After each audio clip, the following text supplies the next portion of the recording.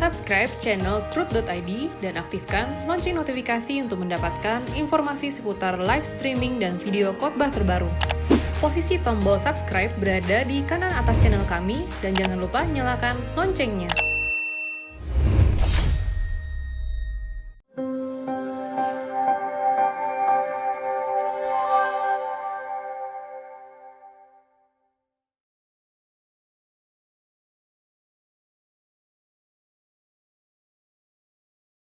Saudara, hari ini kita mau belajar bersama-sama mengenai pemerintahan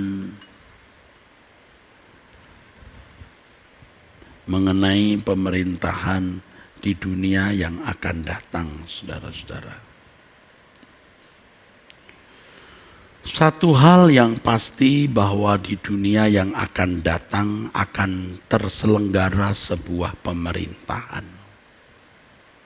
Itulah sebabnya Yesus selalu berbicara mengenai kerajaan. Kerajaan adalah sistem pemerintahan.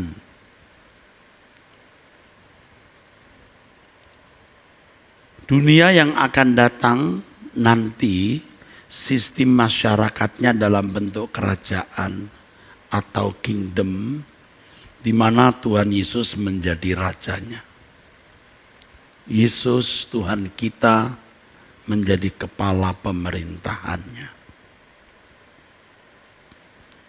Ini bukan sebuah sistem masyarakat seperti yang selama ini diakui terbaik, yaitu demokrasi. Kerajaan surga bukan demokrasi tapi teokrasi. Kalau demokrasi, suara rakyat memegang peranan penting yang menentukan kebijakan pemerintah. Ada istilah vox populi vox Dei. Suara rakyat itu suara Tuhan. Kerajaan surga nanti bukan begitu.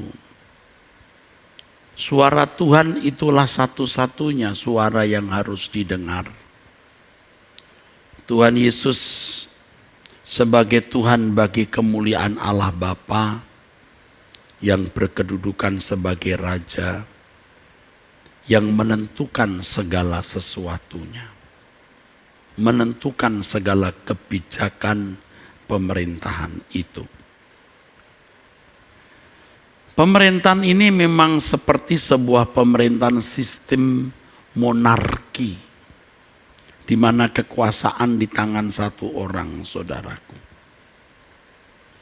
Kalau mendengar kata monarki, itu asumsi kita sudah negatif, saudaraku. Tetapi kalau monarki di dalam kerajaan surga, di mana semua kebijakan ada di dalam satu tangan, itu pasti baik dan sempurna. Kalau Tuhan yang maha bijaksana menentukan segala kebijakan dan keputusan, betapa sempurnanya pemerintahan kerajaan tersebut. Ya saudara. Jadi kalau demokrasi itu keputusan di tangan rakyat. Demokrasi.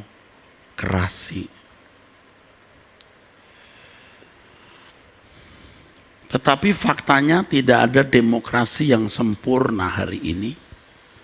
Demokrasi bisa menjadi alasan orang-orang yang bisa menggunakan sistem ini untuk kepentingan kelompok, kepentingan pribadi, bahkan kepentingan agama.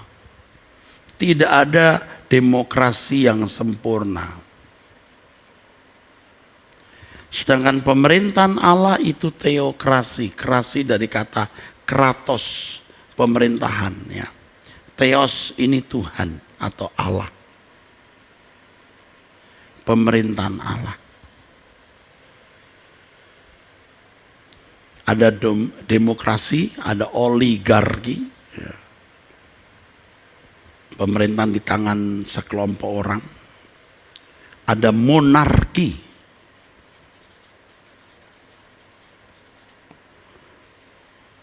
pemerintahan di tangan satu orang.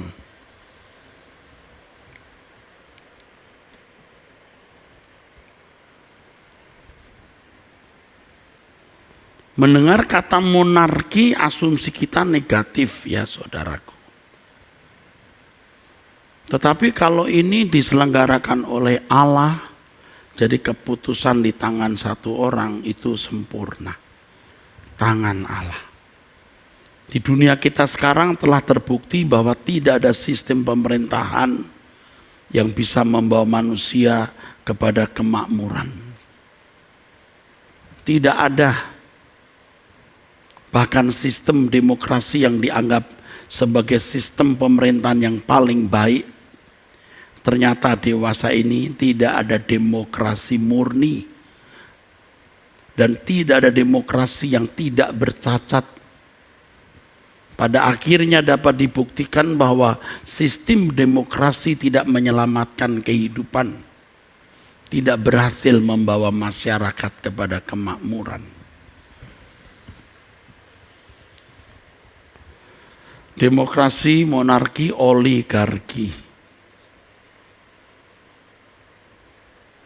Ini di tangan sekelompok orang, ini di tangan masyarakat, ini di tangan satu orang.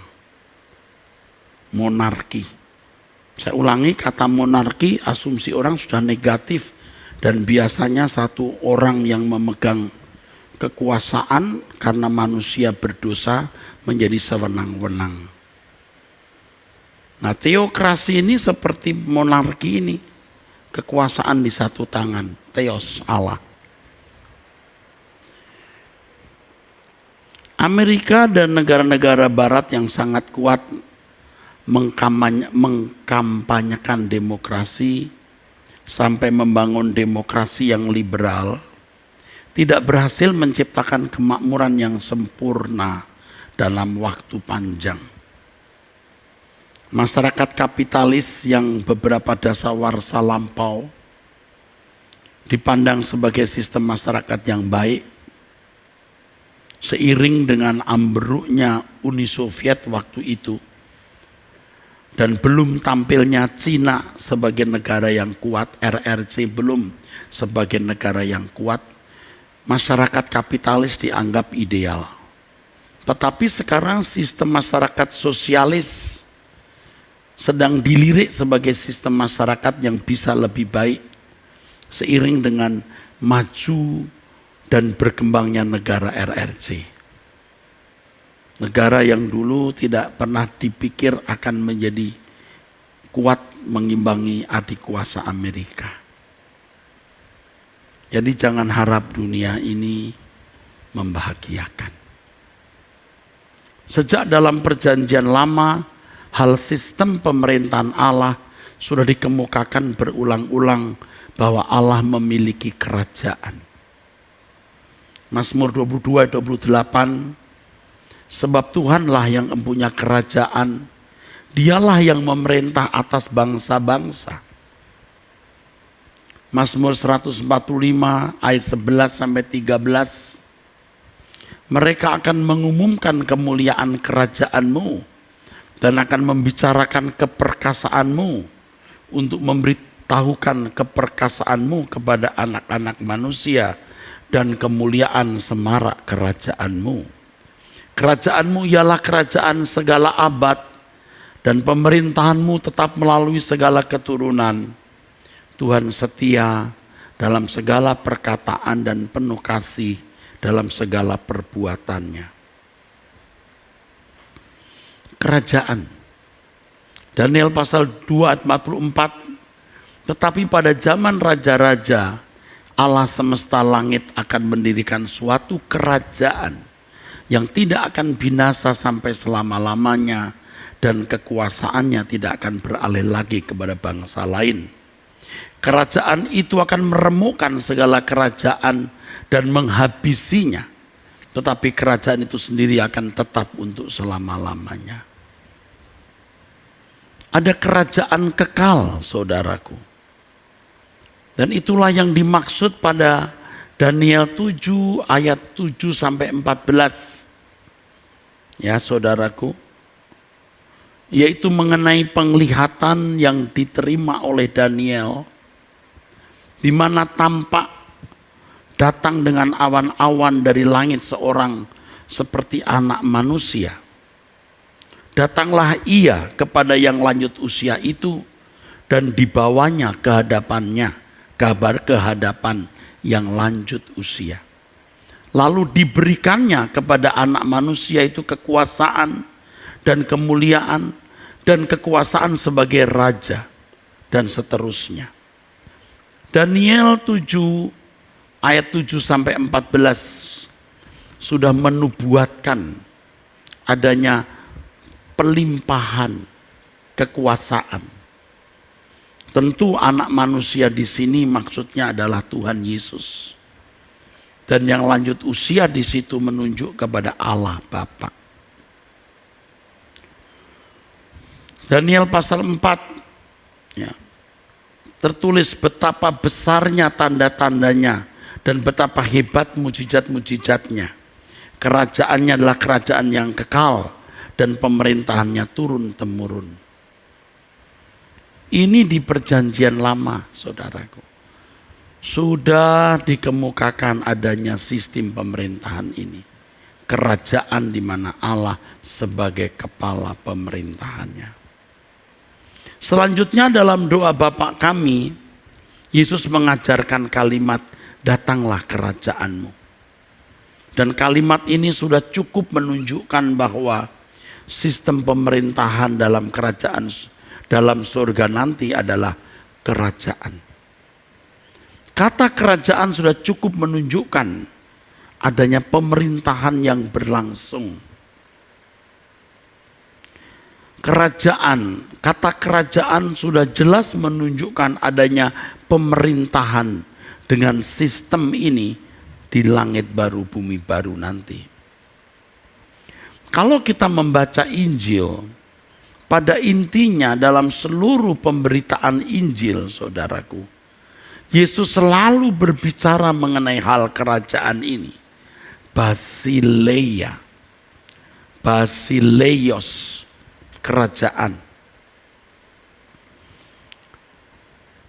Dalam percakapan dengan murid-murid di Kisah Rasul pasal 1 ayat 6 sampai 8. Murid-muridnya bertanya, Tuhan, maukah engkau pada masa ini memulihkan kerajaan bagi Israel?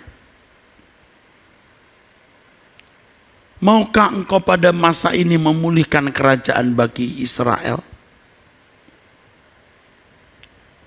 Pertanyaan ini sebenarnya merupakan tuntutan mengenai kapan Yesus memulihkan kerajaan bagi Israel.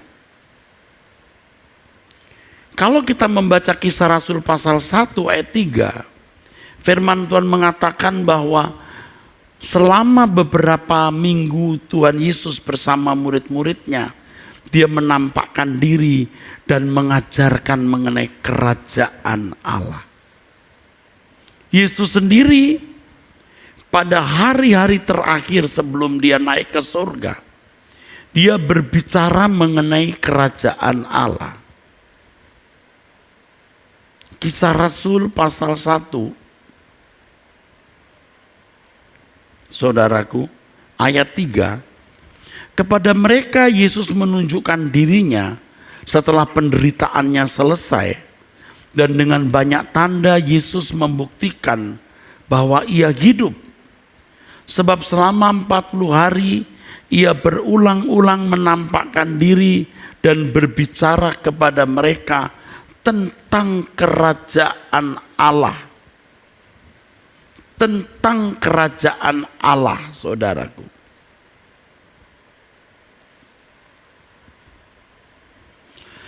Jadi bisa dimengerti kalau murid-muridnya bertanya, Tuhan kapan Engkau memulihkan kerajaan bagi Israel?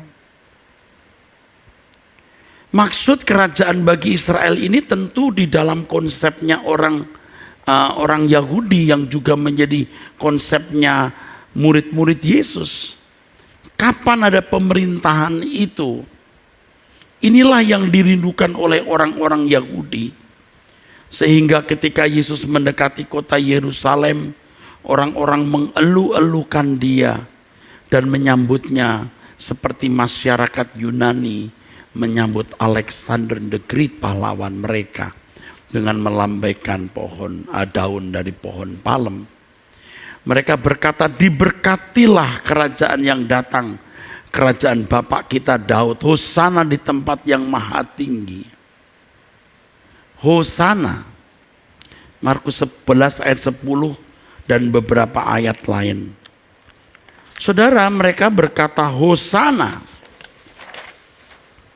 Hosana.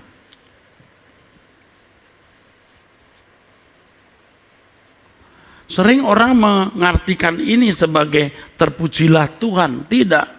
Yang betul adalah Oh Lord, help us. Tuhan tolong kami. Oh Lord, help us.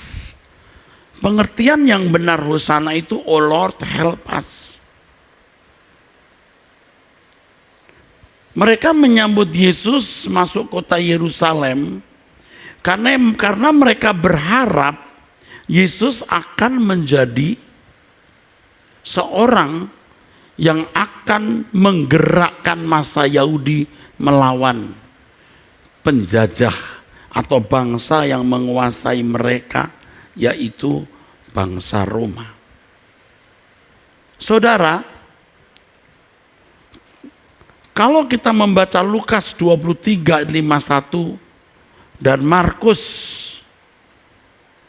pasal 15 ayat 43, saudaraku, Alkitab mencatat bahwa Yusuf dari Arimatea sendiri ya menanti-nantikan kerajaan Allah. Menanti-nantikan kerajaan Allah. Yusuf dari Arimatea juga menantikan kerajaan Allah. Jadi kerajaan Allah secara fisik.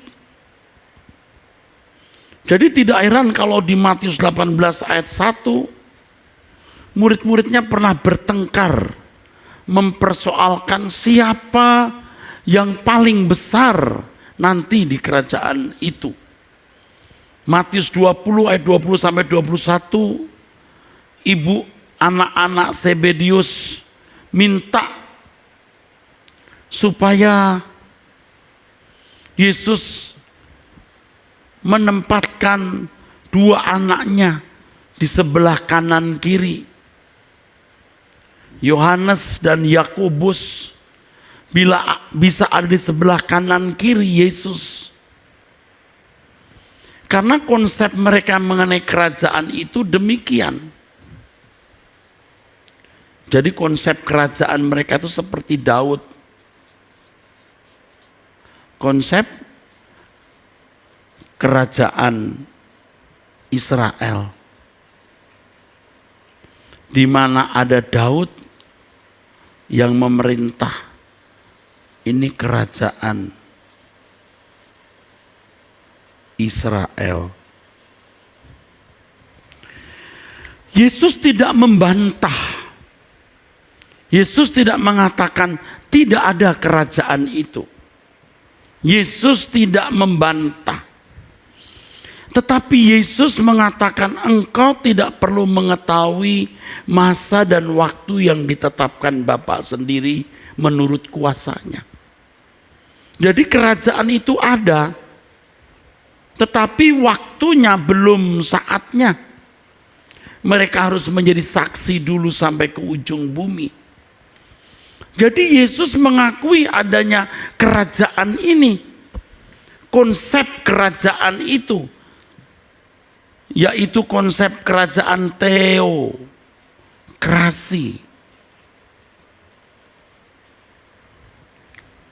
di mana Daud yang merupakan mandataris Allah karena Allah yang pilih, bisa menghantar bangsa Israel kepada zaman kemakmuran atau kejayaan.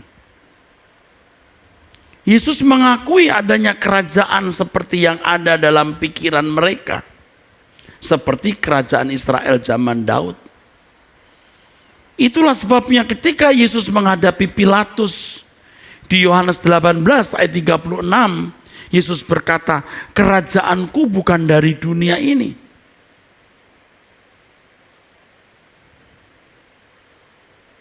Pasti ketika Yesus bicara mengenai kerajaannya bukan dari dunia ini, pengertian kerajaan yang dipahami oleh Pilatus itulah yang digunakan oleh Yesus.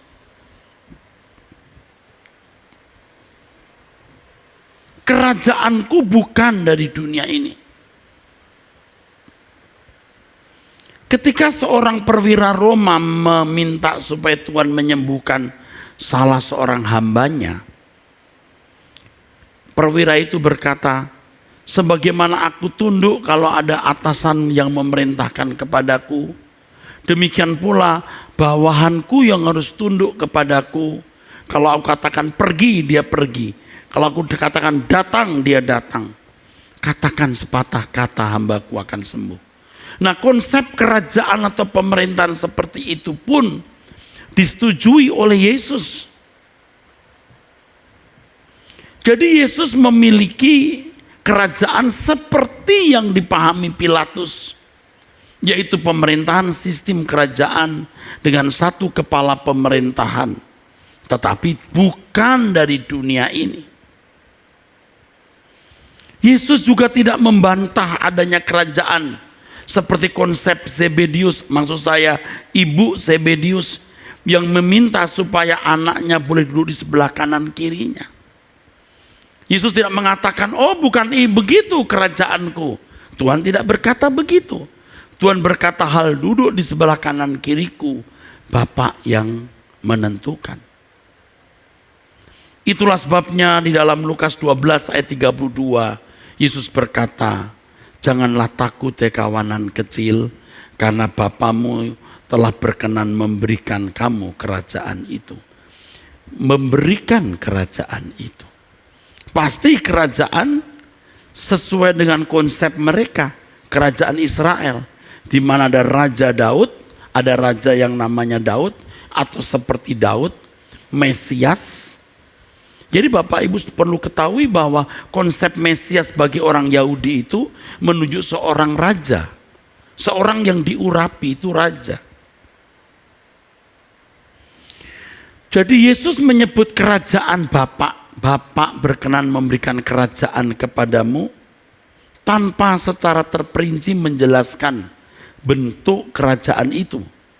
Tetapi tentu Yesus berbicara dalam konsep kerajaan yang mereka pahami. Berbicara mengenai kerajaan di dalam ayat-ayat yang saya kemukakan tadi, jelas adanya pemerintahan. Dalam Roma pasal 15 ayat 12, ya saudaraku, yang dikutip dari Yesaya 11 ayat 10, Paulus mengatakan, "Taruh dari pangkal Isai akan terbit." Maksudnya Daud. "Dan ia akan bangkit untuk memerintah bangsa-bangsa, dan kepadanya lah bangsa-bangsa menaruh harapan." Banyak ayat-ayat di dalam kitab Wahyu yang menunjukkan adanya pemerintahan di mana Yesus menjadi rajanya dan juga bersama-sama dengan orang percaya. Wahyu 11 ayat 15 dan 17, Wahyu 12 ayat 10, Wahyu 20 ayat 4 sampai 6, Wahyu 22 ayat 5 dan seterusnya. Jadi yang pertama harus kita patrikan di dalam pikiran kita bahwa ada pemerintahan Allah, ya, ada kerajaan.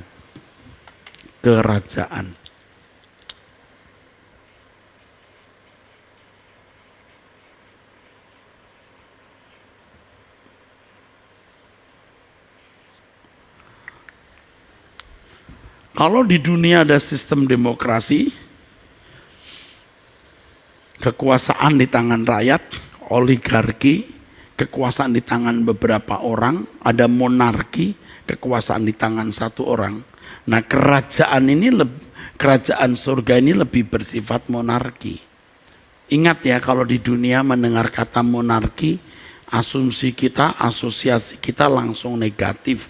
Karena memang pada umumnya kerajaan-kerajaan monarki itu sewenang-wenang. Ya, karena perajanya orang-orang berdosa.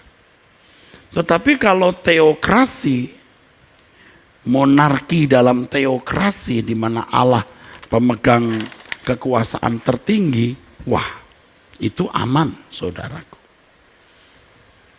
Alkitab menunjukkan adanya kerajaan itu di Perjanjian Lama dan juga di Perjanjian Baru, saudaraku. Ya,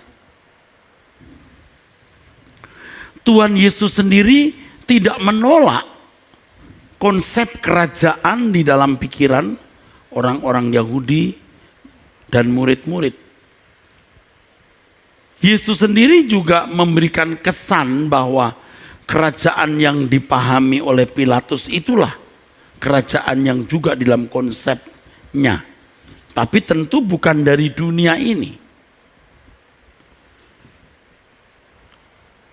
Dalam Lukas 22 ayat 28 sampai 29, Yesus berkata begini, saudara.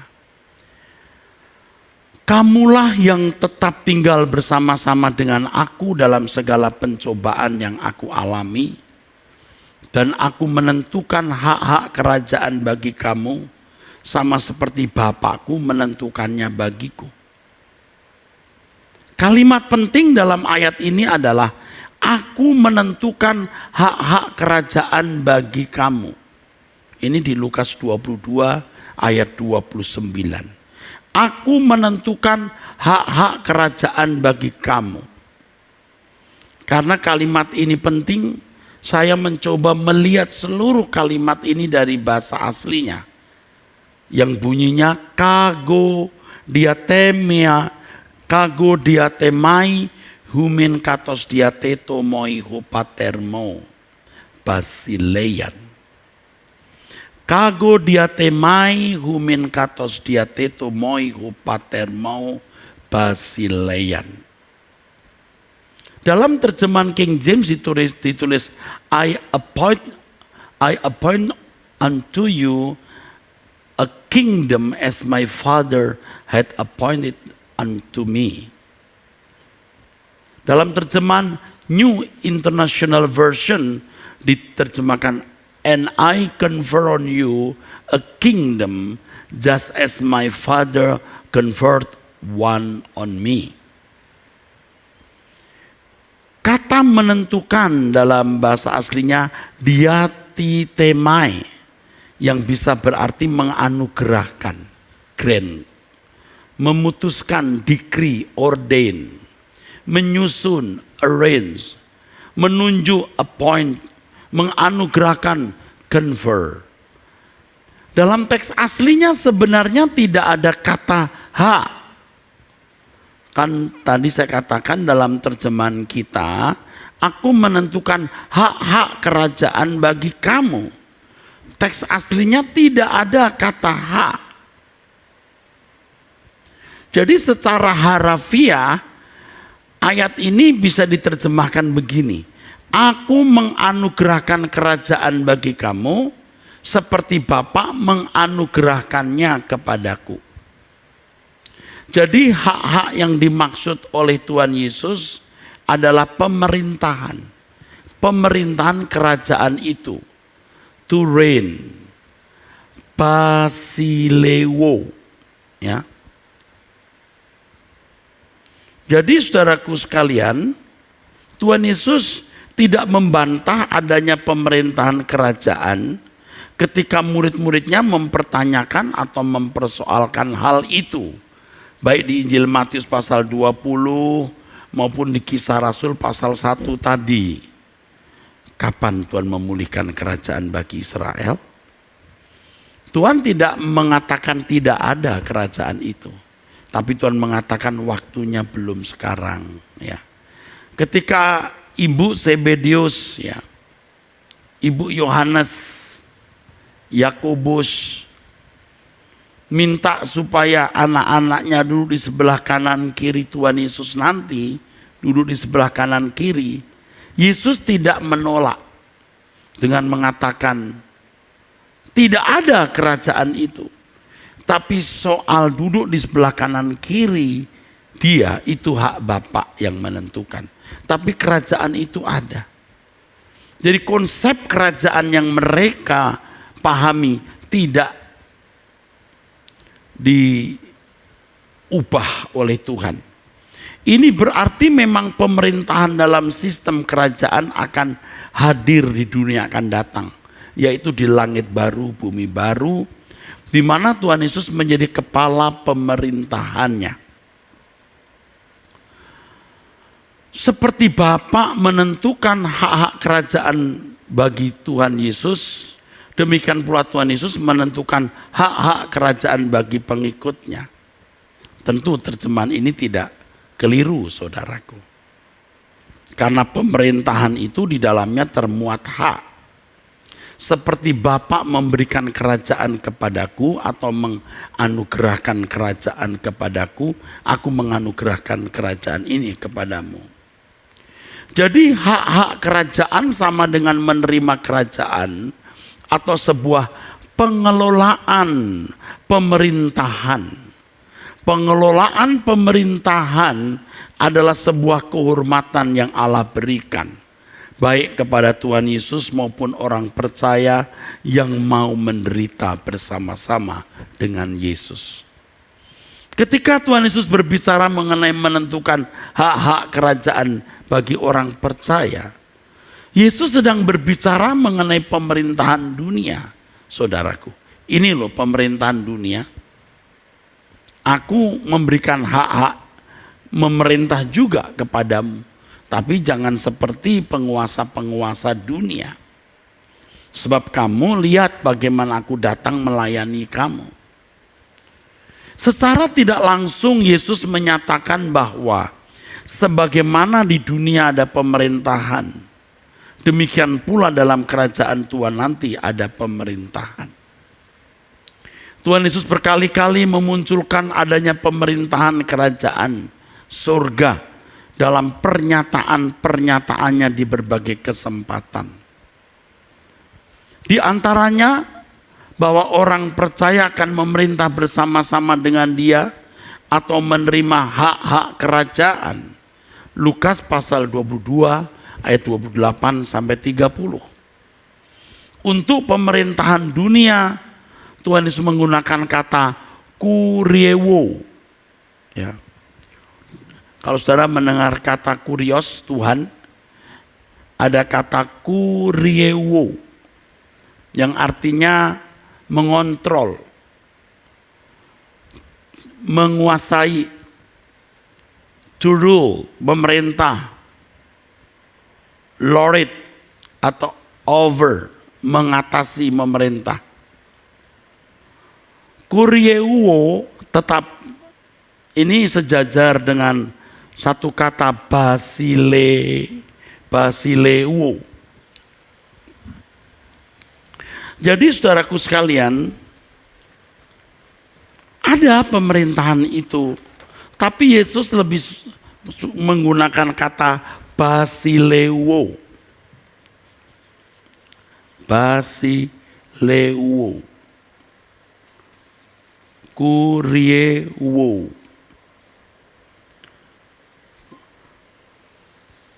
Dari kata ini ada kurios. Dan kurios ini sebenarnya gelar yang pernah disandang Alexander the Great. Kalau Basileo, Basilea, Basileos, ini kerajaan.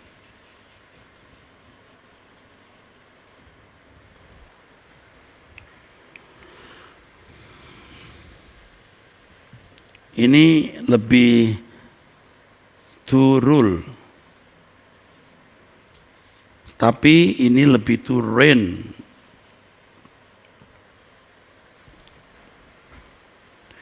Kata yang sejajar dengan kuriewo, tetapi memiliki pengertian yang sama itu ya, basilewo.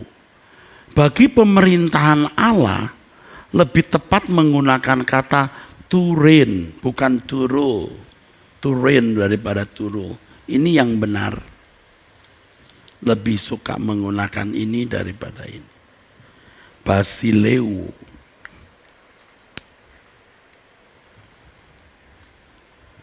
Di dalam istilah ruling atau memerintah, itu istilah umum yang digunakan. Ya. Saudaraku sekalian, saya teruskan sekarang.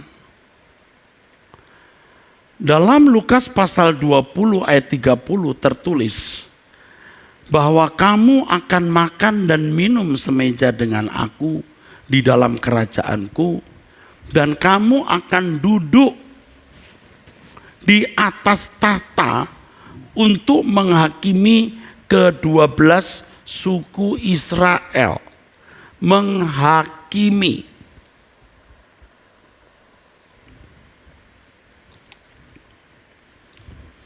Nah, saudara, tadi kita sudah membahas adanya sistem pemerintahan, itu kerajaan.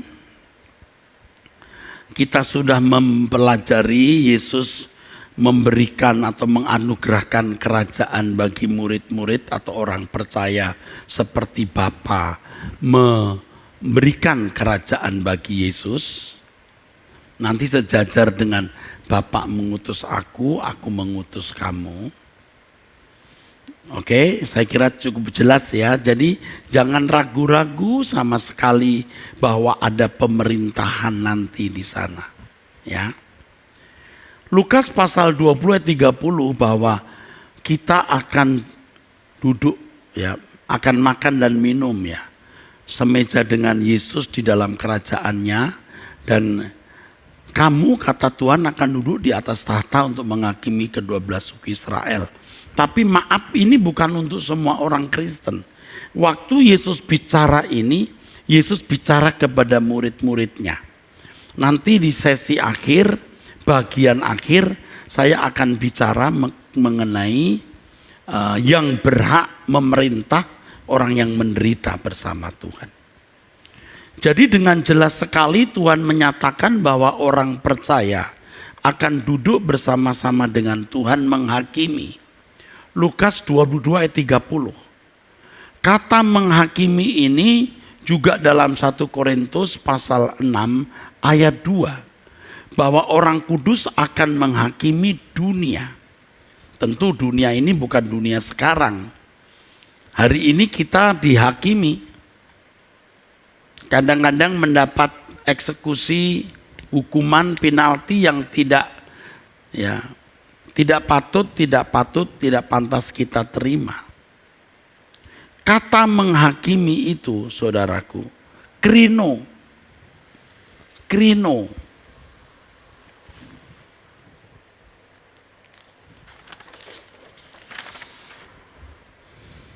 Krino. Ini sama dengan sapat. Mestinya tepatnya sapat. Karena ini harus begini hurufnya. Ini artinya bukan hanya to judge, tapi juga to govern. Memerintah, government, ingat? Ya, bukan hanya to judge, tetapi juga to govern. Ya.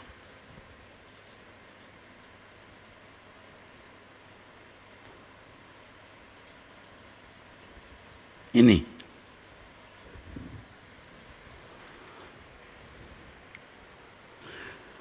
Memerintah, krino, safat. Ya, yang benar ini. Karena hurufnya ini. Krino. Hurufnya shin. Shin. Kalau bahasa Ibrani menyebut ini bukan sin tapi shin. Shin. Seperti kalau bahasa Inggris sea, laut. Kalau perempuan she. Shut up. Ini sintau, sintau. Ini sin. Kalau ada titik di sini syafat. Ya. Ini artinya not just to judge but also to govern.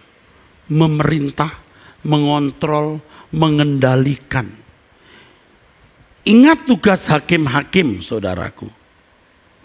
Tugas hakim-hakim di Israel. Lukas 22 ayat 30 yang tadi kita baca. Bahwa kamu akan makan minum semeja dengan aku dalam kerajaanku dan kamu akan duduk di atas tahta menghakimi ke-12 suku Israel. Saudara, kata menghakimi, kalau kita membaca modern Hebrew New Testament, Alkitab bahasa Ibrani modern untuk Alkitab kita, ternyata kata krino juga diterjemahkan safat itu. Ternyata juga digunakan kata safat ini, saudaraku. Ya, ini luar biasa, saudara ya. Ini, jadi Alkitab bahasa Ibrani kata krino juga diterjemahkan safat ini. Ya. Ini.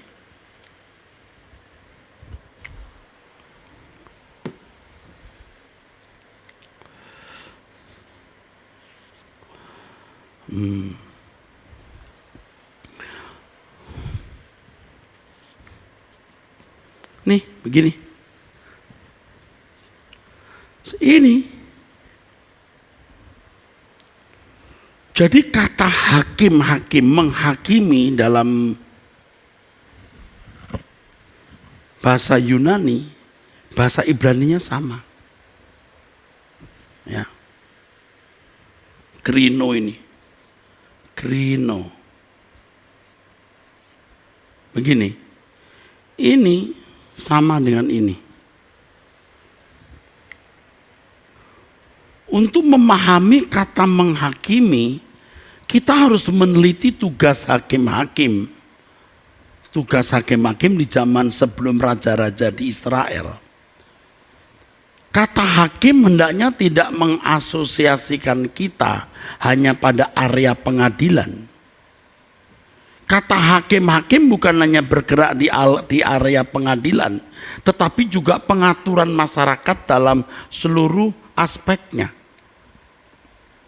Kita harus melihat pemerintahan atas bangsa Israel pada waktu sebelum raja-raja di Israel. Hakim-hakim itu melaksanakan, saudara, melaksanakan apa yang diperintahkan Allah. To judge, safat, itu bukan hanya to judge tapi juga govern, to govern. Pada zaman hakim-hakim, Allah memerintah, mengendalikan dan mengatur bangsa Israel, dan melalui mereka yang adalah mandataris Allah, Allah mengatur masyarakat. Jadi ketika bangsa Israel minta raja, Allah tersinggung, saudaraku. 1 Samuel pasal 10 ayat 19. Aku raja mereka. Tapi karena orang Israel mendesak, maka Allah ya sudah diberikan. Tapi sejak mereka memiliki raja, grafik kemakmuran, kenyamanan bangsa itu makin merosot. Dan akhirnya negeri mereka hancur atau runtuh dan dibuang ke dalam pembuangan. Nah, pada dasarnya pola pemerintahan teokrasi sudah diselenggarakan bagi umat pilihan di Perjanjian Lama. Ya, saudara.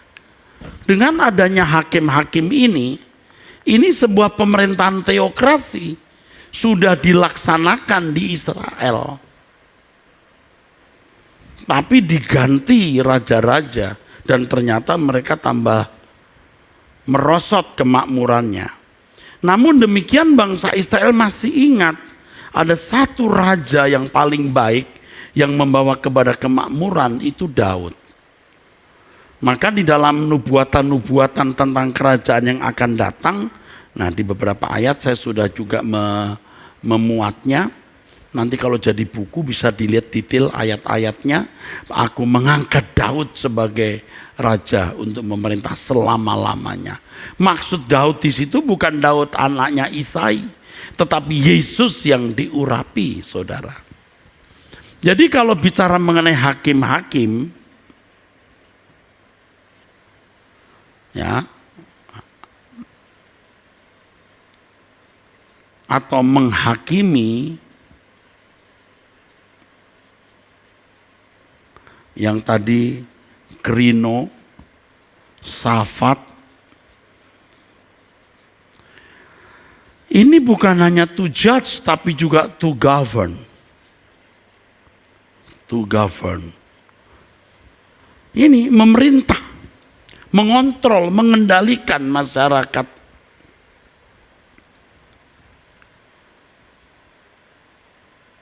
Bahwa kamu akan makan minum semeja dengan aku dalam kerajaanku, dan kamu akan duduk di atas tahta untuk menghakimi ke-12 suku Israel.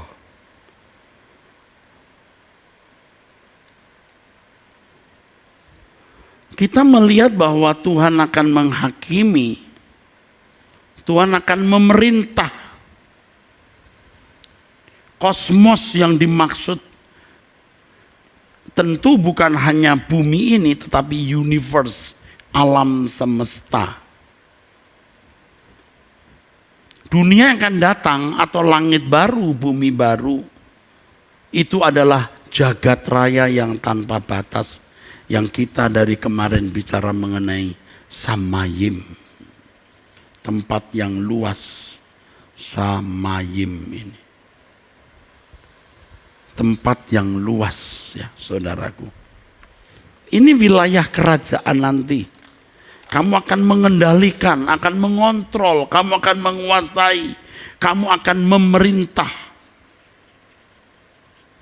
mengontrol surga.